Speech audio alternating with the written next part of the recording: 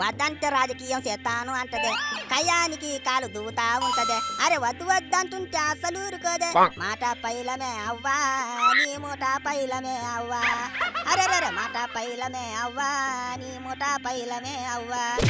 ఎట్టాగు జబర్దస్త్ ఆంటీని జబర్దస్తిగా పార్టీలోంచి గెంటేస్తున్నారని శ్యామల చెల్లెలు ముందే సీట్లో ఖర్చు వేసుకొని కూకుంటుంది.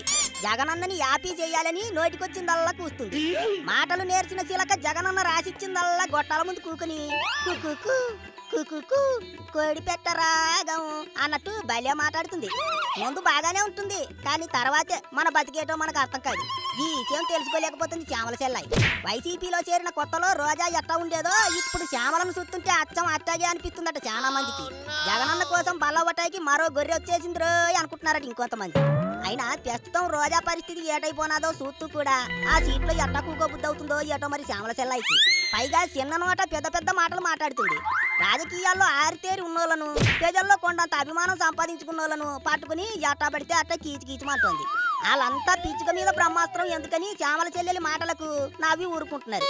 అంతేకాని వాళ్ళోసారి తుమ్మితే శ్యామల చెల్లాయి పరిస్థితి బంగాళాఖాతంలో తప్పిపోయిన పడవల తయారవుతుంది.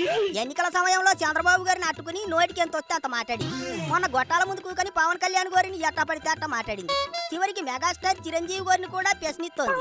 సరే ప్రశ్నించిందేమో, ఆయన చేసిన తప్పేటి, ఈవిడి గారికి ఉన్న ఆరోగ్య ఏంటి?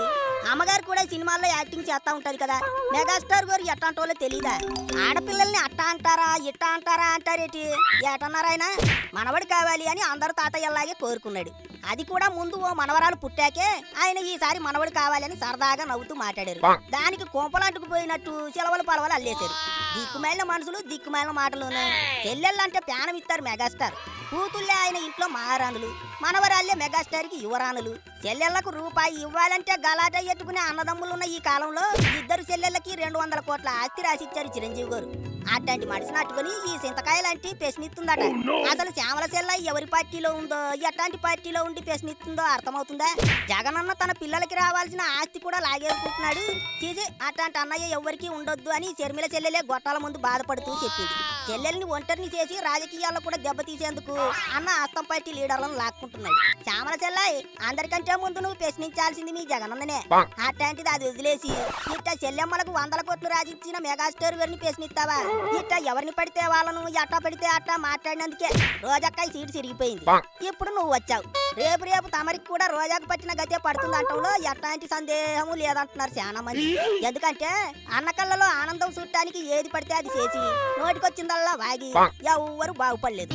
కొంతమంది సిప్పకూడు తింటున్నారు, ఇంకొంతమంది సిప్పకూడు తినడానికి రెడీ అవుతున్నారు. ఎందుకు చెప్పు రిస్క్ శ్యామల చెల్లాయి?